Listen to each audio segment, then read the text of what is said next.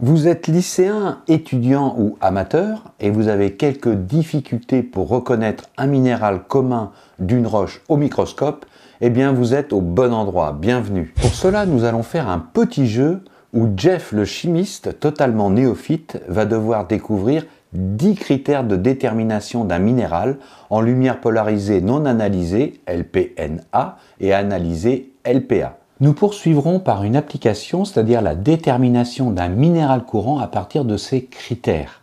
Puis nous terminerons par de petits conseils. Merci à vous de soutenir la chaîne par un pouce ou en faisant un don sur Tipeee. Lien en description. C'est Yves, prof de SVT. Installez-vous confortablement.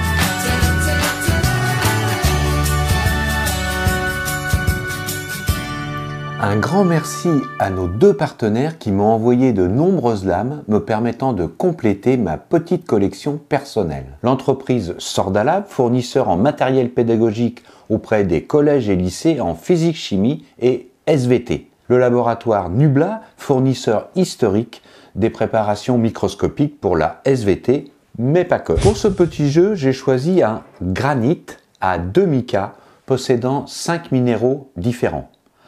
La lame de ce granit sera observée d'abord en LPNA, puis en LPA, à chaque fois en image fixe, puis en faisant tourner la platine. Ces deux observations successives sont aussi importantes l'une que l'autre. Salut JF le chimiste, content de te revoir. Salut Yves, salut les géologiques, écoute, plaisir partagé. Merci de participer à ce petit jeu. Est-ce que tu as bien compris la consigne? Je pense avoir compris en bon néophyte que je suis. C'est parti, je partage mon écran. Le premier qui saute aux yeux, là, c'est la couleur. Il y a du blanc et des couleurs plus ou moins brunes, mais en tout cas, on distingue des zones d'écran de couleurs différentes. Ces différences de couleur entre les différents minéraux sont liées à la différence d'absorption de certaines longueurs d'onde de la lumière blanche. On distingue des minéraux opaques, noirs, absorbant la totalité de la lumière du polariseur. Ce sont les oxydes, exemple la magnétite, l'hématite, la chromatite. Des minéraux blancs n'absorbant pas la lumière du polariseur et que l'on qualifie d'incolores, exemple le quartz, les feldspaths. Attention, ne pas confondre avec des bulles de gaz qui apparaissent noires en LPA.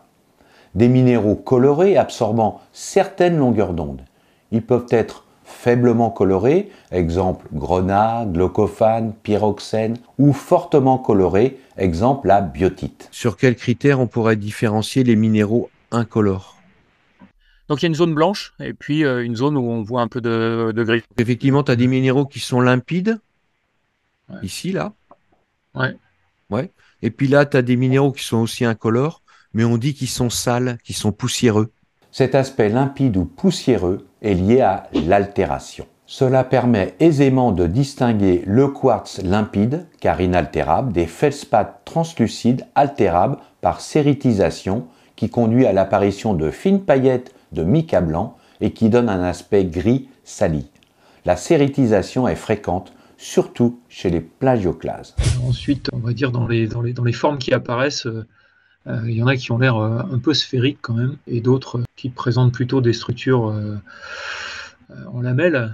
Les sections d'un minéral en lame mince présentent des formes qui constituent un critère de reconnaissance et qui donnent des indications au niveau d'une roche magmatique sur l'ordre de cristallisation et ou la vitesse de cristallisation des différents minéraux. On distingue au niveau des roches magmatiques des cristaux automorphes, c'est-à-dire se présentant avec ses propres formes cristallines, car il a cristallisé précocement dans un magma. Ces minéraux ont une section géométrique régulière, subautomorphes le plus souvent, dont les formes cristallines sont un peu moins développées, à section géométrique partiellement régulière. Xénomorphes, c'est-à-dire que leurs faces cristallines n'ont pu se développer, comme les quartz. Ils présentent une section irrégulière, souvent globuleuse, qui remplissent les espaces restants à la fin de la cristallisation du magma. Les minéraux auto- et subautomorphes peuvent se présenter sous une forme allongée, prismatique. On parle souvent de baguettes comme les micas, les amphiboles, les feldspaths. Attention, une lame mince est en 2D et non en 3D. Exemple les pyroxènes qui sont prismatiques, mais si la section est longitudinale, ils paraîtront allongés, alors que si la section est basale, ils seront trapus et vous avez tous les intermédiaires. Fibreuses en aiguille comme le glaucophane ou la silimanite, hexagonales comme le grenat, mais souvent subotomorphes car rétrométamorphisées ou altérées. Losangiques comme l'andalousite.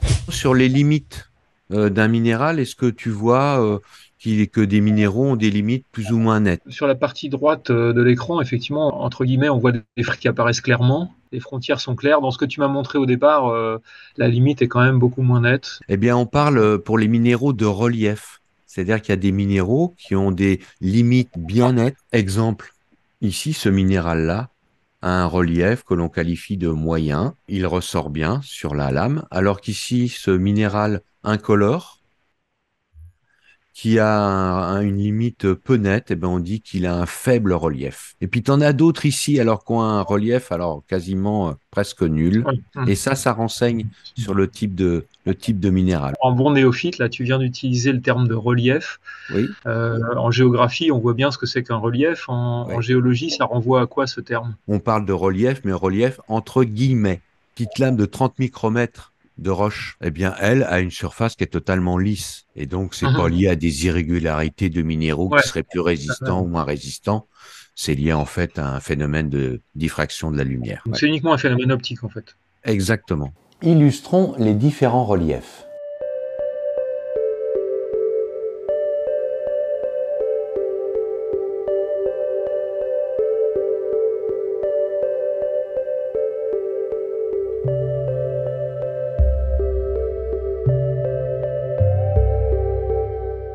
Autre critère. Dans les formes allongées, on a l'impression que certaines présentent des lames, des stratifications. On parle de stries.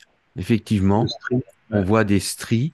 On voit des stries là aussi, là, stries qu'on appelle des plans de clivage, c'est-à-dire des plans de faiblesse du minéral, selon sa structure cristalline. Ces plans sont figurés par de fines stries parallèles et rectilignes, régulières ou irrégulières.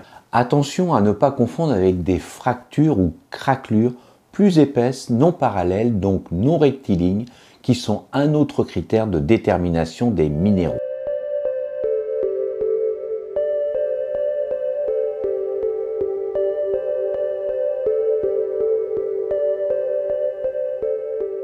On en distingue deux types, les minéraux possédant une ou deux séries de plans de clivage. Par exemple, les micas ne présentent qu'une seule série de plans de clivage, c'est-à-dire dans une seule direction, alors que les pyroxènes et les amphiboles présentent deux séries de plans de clivage, c'est-à-dire dans deux directions différentes, formant des angles caractéristiques, à peu près 90 degrés pour les pyroxènes et environ 120 degrés pour les amphiboles. Attention, c'est une vue en 2D et non en 3D du minéral. Il va donc falloir chercher sur la lame des sections basales où l'on voit les deux séries de clivage avec l'angle caractéristique. Il faut être persévérant et balayer toute la lame. Il est possible de ne pas trouver de section basale. On se sert alors d'autres critères. Tu peux trouver un élément peut-être supplémentaire et je vais démarrer la rotation.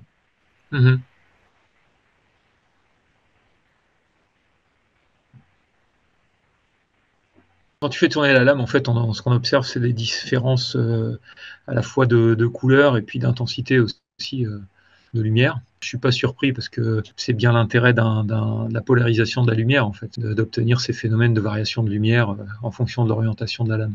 Exactement. Ça porte un nom particulier, c'est ce qu'on appelle le pléochroïsme. Le pléochroïsme est la faculté que possède un cristal d'absorber en lumière polarisée des longueurs d'onde, des couleurs différentes selon l'angle d'éclairage. On parle d'anisotropie d'absorption des rayons lumineux. Sa couleur change lorsqu'on le fait tourner, passant du brun clair au brun foncé pour la biotite. Si la coloration maximum apparaît lorsque l'allongement du cristal est voisin de la direction du polariseur nord-sud, reconnaissable aux stries de la biotite, le pléochroïsme est dit normal. Si la coloration maximum apparaît lorsque l'allongement du cristal est proche de la perpendiculaire à la direction du polariseur, est-ouest, le pléochroïsme est dit inverse. C'est le cas de la tourmaline qui est un minéral accessoire. Alors ce qu'on voit aussi dans ce minéral, on voit des inclusions. C'est vrai que c'est pas homogène. On en a là aussi, là, là. Et c'est du zircon. Et c'est sur ce zircon qu'on va faire les datations uranium-plomb. Alors qu'ici, sur les minéraux incolores, t'as pas d'inclusion là. En résumé, 7 critères en LPNA: couleur, forme, relief, plan de clivage, craquelure, fracture, pléochroïsme et inclusion. Tu reconnais le minéral coloré ici par les stries et Alors, un type de minéral incolore ici. ouais, ok. Ça paraissait blanc tout à l'heure et maintenant coloré. Quand on fait tourner, qu'est-ce que tu vois?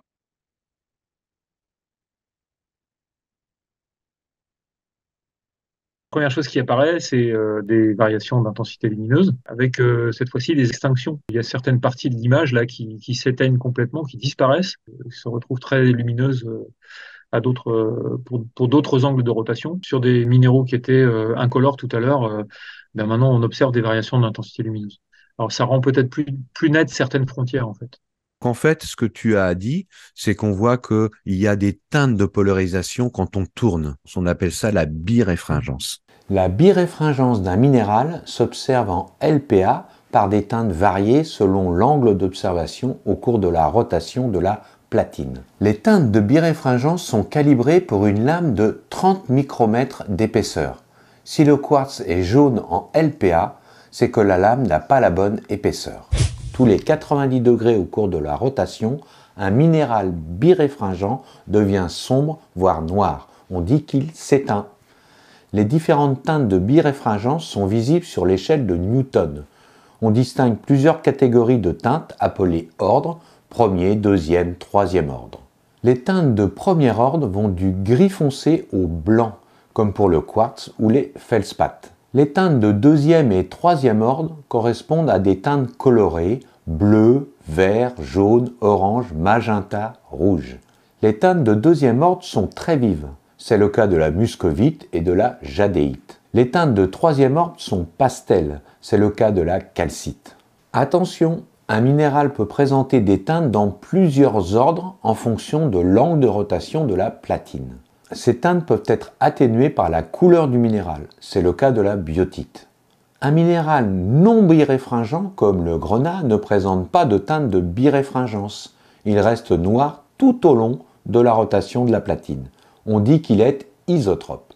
Un conseil: lorsque vous observez un minéral en LPA au cours de sa rotation, notez les différentes teintes de biréfringence, leurs ordres et la teinte maximum sur l'échelle de Newton. Et puis tu as parlé d'un deuxième critère, c'est l'extinction. Eh bien, tous les minéraux ne s'éteignent pas dans le même angle. En chimie, on parle du pouvoir rotatoire d'une substance. Je ne sais pas si on peut faire un parallèle avec la géologie, j'imagine. L'angle d'extinction est mesuré entre une direction d'allongement du cristal, clivage ou arête, et la position d'extinction. Si l'angle est nul, l'extinction est dite droite.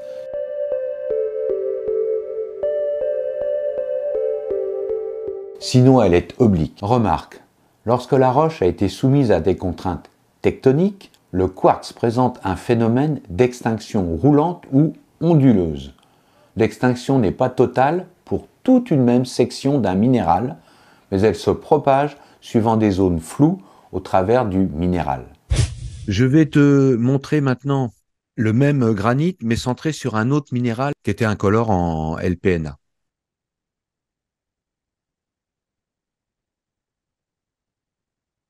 La présence de l'analyseur permet de séparer des zones striées Exactement. au cours de la rotation et donc on met bien en évidence à l'intérieur des stries peut-être des choses qui sont de nature différente. Oui. Alors, on avait vu en LPNA des stries au niveau de la biotite, du minéral coloré en brun. Ces stries correspondaient à des plans de clivage, donc des plans de faiblesse du minéral. Ouais. Là, ici, il ne s'agit pas de plans de clivage, il s'agit ici de macles. Et les macles, en fait, ce sont des zones d'imbrication de minéraux entre eux. Et là, effectivement, tu as des macles qu'on qualifie de macles polysynthétiques. Ces minéraux s'imbriquent les uns dans les autres. Ça, c'est ce que j'appelle souvent avec les élèves les macles code-barres. Voilà. Ouais, d'accord. Et vraiment, là, on peut pas passer à côté. Et Ouais. c'est la signature d'un minéral qu'on appelle un feldspath. Une macle est une association de cristaux d'un même minéral orientés dans des directions différentes. On observe alors des teintes différentes entre les cristaux de ce minéral. Au total, 3 critères en LPA, la biréfringence, l'angle d'extinction et les macles. Appliquons tous ces critères pour déterminer le nom d'un minéral courant situé au centre de la lame. En LPNA, il est incolore, de forme prismatique allongée, à relief moyen à fort, possédant une série de clivages parallèles au grand axe, sans craquelure, ni pléochroïsme, ni inclusion. En LPA, sa biréfringence présente des couleurs vives de deuxième ordre, mais aussi des teintes de troisième ordre. L'angle d'extinction est subdroit, il ne présente pas de macle. Ce minéral est un mica blanc, la muscovite.